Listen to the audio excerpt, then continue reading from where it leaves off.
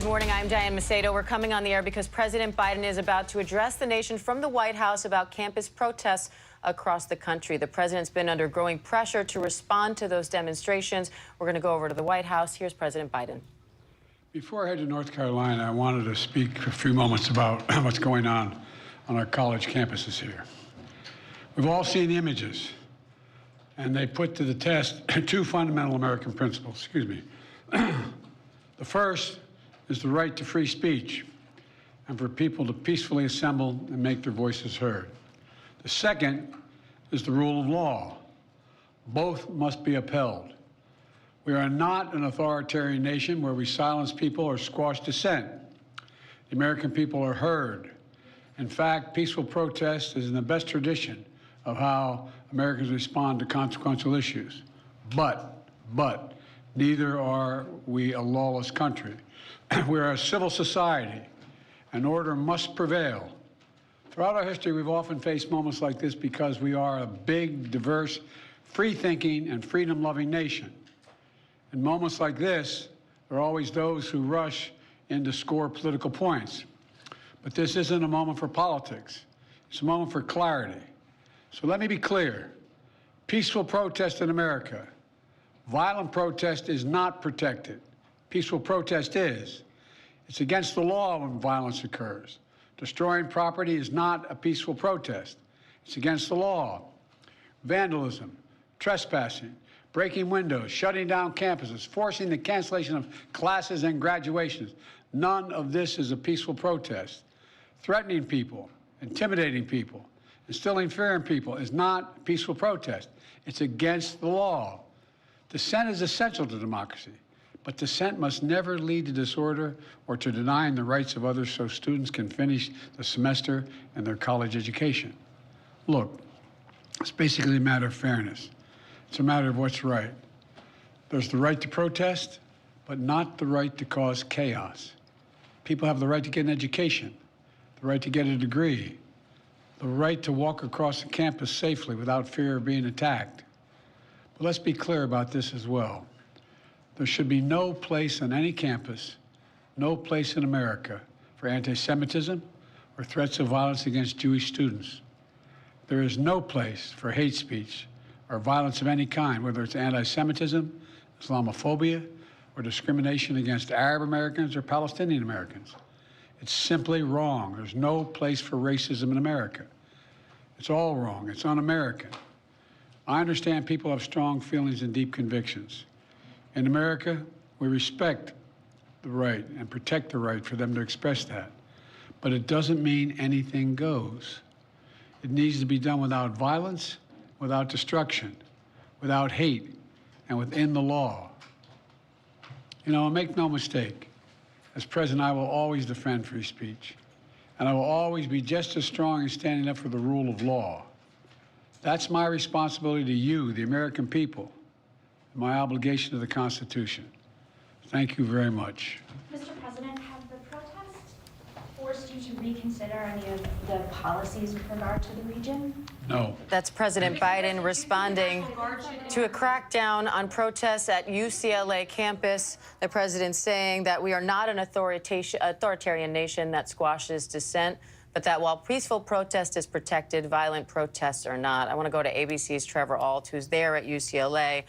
Trevor, this comes after a lot of pressure on the president to respond to protests, not only at UCLA, but at universities across the country. So just paint the picture of the latest of what has been happening there at UCLA and what happened there overnight to trigger the response.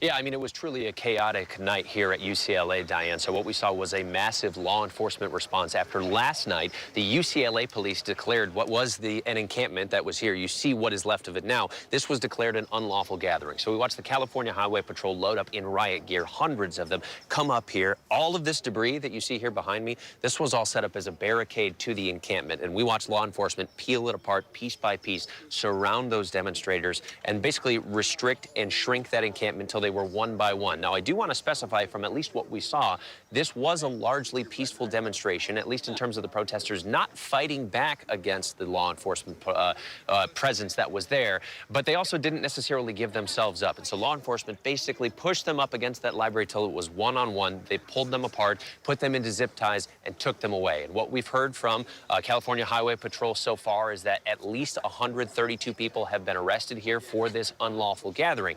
But as we have seen in the past with a number of other encampments that have been broken apart by law enforcement, it doesn't necessarily squash the movement. Certainly, this is a nationwide movement. But even here at UCLA, after they swept through and moved this encampment out, there were already protests happening just outside it from people who were supporting the people who were just arrested here. So as you see one encampment pushed out, more movements continue to sprout out, and that's been playing out across America. It likely will continue after today, and it likely will continue after President Biden's remarks, Diane. And our Selena Wang asked the president there if he thought the National Guard should be brought in. He said no. I want to bring in our chief White House correspondent, Mary Bruce, for a little bit more on that, because, Mary, this also comes as the president is trying to encourage this ceasefire deal between Israel and Hamas. How does this all fold together now with that in the background? Yeah, well, certainly the White House is watching very closely to see Hamas's next move here. The mood here is, I would say, cautiously optimistic. They have urged Hamas to take the new deal on the table. This would be for a temporary ceasefire along with the release of the remaining hostages. But what you saw here today was the president trying to walk this really fine line. He is, of course, backing the importance and the need for free speech while also coming out and trying to condemn violence, condemn hate speech, condemning anti-Semitism. You heard the president say point blank, peaceful protest, of course, is allowed, but violent protests are not protected. The president saying there's not the right to cause chaos. This isn't a situation where anything goes. And then you heard the president also make a political point here, because he is also well aware that he has been under a lot of pressure to say more and to speak out more forcefully. This is the first time we have heard from the president on these protests in 10 days. That was before, of course, the situation really escalated to what it is now, to what Trevor just described. But President Biden saying there, this is not a time to score political points, saying this is not a moment for politics, because, of course, as we saw yesterday, his top rival, Donald Trump, has been out there on the campaign trail criticizing the president for not speaking out more about this and also painting a picture of real violence. He said that New York is under siege. That certainly is not the case, but Donald Trump is running, trying to promote himself as someone who can take on crime in this country. He has seized on these protests to try and make a political point. The president here trying to counter that as well, Diane. And Trevor, the president saying that students have a right to free speech, but they also have a right to get an education, to get a degree, to walk across campus safely. So any more from the universities and police on what they plan to do to protect those rights going forward? At this point, it's not clear yet, Diane, as since this encampment has been cleared out. But you could tell that the university, up to this point, a little bit had their hands tied. At the beginning, when this encampment first began about a week ago, the university was relatively hands-off compared to what we've seen on other campuses. What I think really ignited things was mainly 2 nights ago. So UCLA, maybe more than any other school, has had a very prominent presence of counter-protesters, pro-Israeli demonstrators. And we actually saw a few violent altercations between the two groups where some pro-Israeli demonstrators tried to tear down this barricade. We did see some people throw fireworks into the encampment. And there actually was some criticism towards law enforcement for not moving in more swiftly and on that evening. Clearly now, the university has decided this has gone a bit too far. It was university police that decided this was unlawful, but I do think there's going to be some concern that we might just see another encampment to come and replace this one, Diane. And we will continue to monitor the developments there and at campuses across the country. Trevor Ault, Mary Bruce, thank you.